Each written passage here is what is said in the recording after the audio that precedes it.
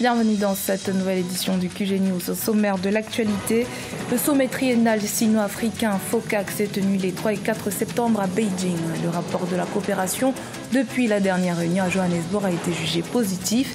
La Chine s'est à nouveau engagée à offrir des ressources financières supplémentaires au continent pour l'accompagner dans son développement. Les résultats sont encourageants pour les autorités nigériennes concernant la lutte contre l'immigration clandestine. Selon l'Organisation internationale pour les migrations, le nombre de migrants transitant par le Niger a considérablement baissé depuis 2017.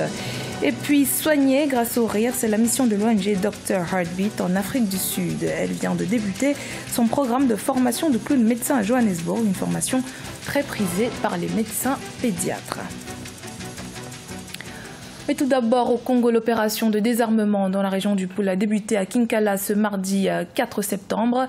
Cette opération lancée par la commission ad hoc mixte paritaire qui consiste au ramassage des armes et munitions de guerre constitue un des points essentiels du cessez-le-feu censé marquer la fin du conflit entre la force publique et la milice de l'ex-chef rebelle, le pasteur Mtoumi, qui a débuté en 2016. Opération qui semble être effective puisque 1875 armes auraient déjà été collectées sur 3000 armes attendues. Le FOCAC, le Forum sur la coopération Chine-Afrique, se réunit tous les 3 ans depuis 2000. Cette fois, 53 pays africains étaient représentés à Beijing en Chine pour l'édition 2018. Une édition qui a permis de consolider encore plus les relations entre les géants asiatiques et le continent. Aïssatou Diamanka-Besland.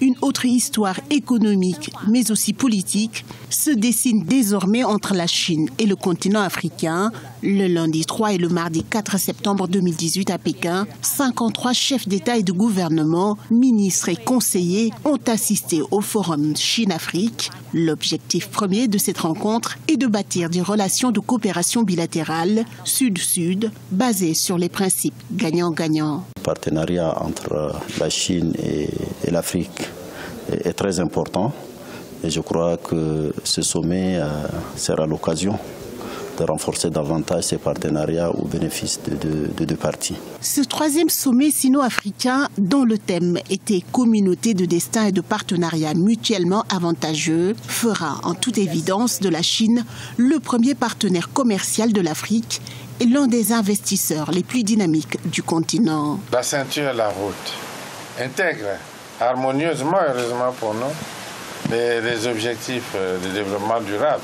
tels qu'ils ont été définis aux Nations Unies et l'agenda 2063.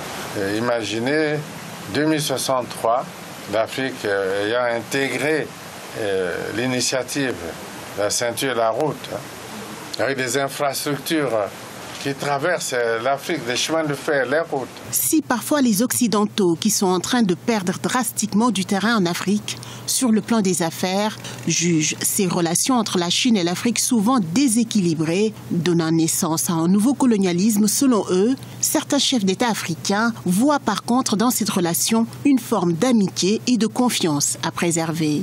Si l'Afrique veut émerger, il faut travailler avec les pays qui nous aiment. Par exemple, les Chinois, c'est le pays qui transforme aujourd'hui tout le continent africain. La preuve, c'est ce type de forum. 60 milliards de dollars d'investissement ont été promis par la Chine lors de ce forum 2018, soit autant il y a 3 ans lors du sommet de Johannesburg. Les pays africains auront désormais d'autres partenaires non occidentaux au choix pour les affaires. Dans l'actualité également, les députés béninois ont adopté ce mardi 4 septembre une nouvelle loi portant exercice du droit de grève au Bénin. Ce nouveau texte fixe à 10 jours la durée totale de la grève au cours d'une année. Les syndicalistes ne pourront donc plus observer un mouvement de débrayage au-delà de 7 jours au cours d'un même semestre. Dans le mois, ils devront se contenter de 2 jours de grève. Au Congo, le secteur de l'immobilier connaît un ralentissement dû aux effets de la crise pétrolière depuis 2 ans. Conséquence, une baisse d'environ 45% des loyers, des difficultés de paiement, encore d'innombrables logements vacants à Brazzaville comme à Pointe-Noire. Malgré la conjoncture difficile, les acteurs de ce secteur ne perdent pas espoir. En effet, il est encore jugé comme l'un des marchés les plus sûrs par les investisseurs. Le point sur la situation dans ce reportage, notre correspondant d'Eva Panzo. La crise économique liée à la chute des cours de pétrole n'a pas épargné le secteur de l'immobilier qui subit de plein fouet les conséquences de la conjoncture économique. L'offre est devenue supérieure à la demande. Cette tendance occasionne plusieurs vacances locatives avec une baisse des loyers de 45% pour la ville de Pointe-Noire où sont implantées l'ensemble des entreprises pétrolières ainsi que les cadres qui y évoluent. Une multitude de constructions qui se sont achevées en 2016 et surtout 2017, qui ne trouvent pas aujourd'hui locataires. Tout simplement parce que les propriétaires ont sûrement fait leur faisabilité sur la base des prix de loyer pratiqués antérieurement et ont eu du mal à baisser les prix, à entendre raison, à peut-être aussi avoir le conseil en matière de prix pratiqués. Malgré la crise, le secteur de l'immobilier demeure un marché prometteur avec des valeurs locatives de 11 000 à 18 000 francs CFA par mètre carré en ce qui concerne la location des locaux professionnels. Le gouvernement congolais avait entamé un vaste programme de construction de près de 1300 logements économiques, dont certains sont achevés et commercialisés. Selon les experts, cette crise doit aider les agents immobiliers à recentrer leur mission. Il est important que cette crise soit un vecteur pour pouvoir faire de l'immobilier ou gérer son entreprise dans d'autres domaines autrement. Il ne faut pas oublier que nous sommes normalement censés donner du conseil, orienter, convaincre les propriétaires. Et ce n'est pas uniquement une force de vente, c'est d'abord une force de conseil. Les agents immobiliers restent optimistes sur l'avenir du secteur immobilier en République du Congo, qui demeure une valeur sûre. Face à la crise, l'adoption de la rigueur s'impose auprès des partenaires, des fournisseurs et du personnel. Le Niger gagne du terrain dans sa lutte contre l'immigration irrégulière. Selon l'Organisation des Nations Unies pour l'immigration, le nombre de migrants clandestins a baissé d'un cran grâce aux efforts fournis par les autorités. Ces derniers sont appuyés dans leur démarche par des financements régionaux et internationaux. Les précisions avec Ange Bijou-Noménio. Selon une récente enquête de l'Organisation internationale pour les migrations, le nombre de migrants transitant par le Niger a considérablement baissé depuis 2017. L'agence onusienne explique que cette situation est le résultat des mesures prises par les autorités du pays pour mettre fin au trafic d'êtres humains dans la région d'Agadez, passage obligé pour de nombreux candidats à l'immigration irrégulière. Les autorités nigériennes ont pris des mesures pour lutter contre l'immigration irrégulière. Parmi ces mesures, il y a entre autres la loi 035 de 2015. Cette loi avait pour objectif de réprimer cette activité. Grâce à cette loi, il y a une diminution du nombre de migrants qui transitaient par le Niger. Les mesures de contrôle prises par les autorités nigériennes sont appuyées par des financements régionaux et internationaux. Certains de ces fonds sont attribués aux organisations non gouvernementales opérant sur place. Si vous prenez pour la région d'Agadez, c'était le conseil régional d'Agadez qui avait fait plusieurs propositions pour la reconversion des passeurs. Mais malheureusement, le conseil régional n'est pas impliqué dans la lutte contre la migration de façon directe, car ce sont des ONG qui ont bénéficié de ce financement pour ces projets de reconversion des passeurs.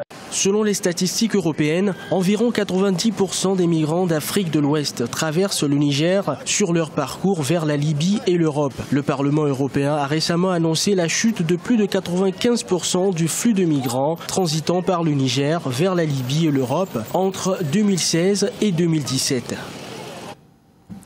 À Johannesburg, l'ONG Dr Heartbeat lance son programme de formation de clowns médecins. Au cours de leur formation, les futurs clowns médecins sud-africains parcourent les hôpitaux de la ville et apprennent à divertir les jeunes patients en vue de favoriser leur guérison. Aïssatou Diaby. Ces clowns médecins en herbe de Johannesburg suivent une formation de 10 jours dispensée par le docteur israélien Amnon Raviv, le premier au monde à avoir obtenu un doctorat en clown médical. Jeux, chansons, blagues, maquillage et accessoires. À la fin de cette formation, les jeunes artistes sauront tout afin de bien divertir leurs patients. Ce sont les fondamentaux du métier que nous enseignons pendant cette formation. Et c'est important car vous savez, ces clowns sont sud-africains et nous savons comment les adapter au mieux à l'environnement des hôpitaux ici. Les visites des clowns dans les services hospitaliers égayent le quotidien des patients, mais aussi celui du personnel médical. De plus, elles présentent une véritable valeur thérapeutique car le rire est considéré comme une arme pour faire face à la maladie. Je vois ce que je fais en tant que clown comme moyen de rendre le traitement des maladies moins lourd, mais aussi le travail du personnel médical. Le personnel médical a aussi besoin d'un peu de rire, car il y a toujours cette tension. Ils travaillent vraiment dur. J'ai mis en place la profession de clown médecin car je crois que l'Afrique du Sud a une multitude de talents. Il y a beaucoup de jeunes au chômage que cette formation vise, alors nous espérons créer des opportunités d'emploi pour eux. Bien que les médecins ne considèrent pas le rire comme un agent de guérison au même titre que les médicaments, ils le préconisent désormais comme une solution complémentaire. En effet, le rire favorise la guérison de la maladie, car cela augmente le niveau d'oxygène dans les poumons, réduit la pression du sang et renforce la résistance face au stress en réduisant le taux de cortisol dans l'organisme. C'était le journal de la rédaction. Merci de votre fidélité. Dans un instant, une nouvelle édition de l'actualité sur Africa 24.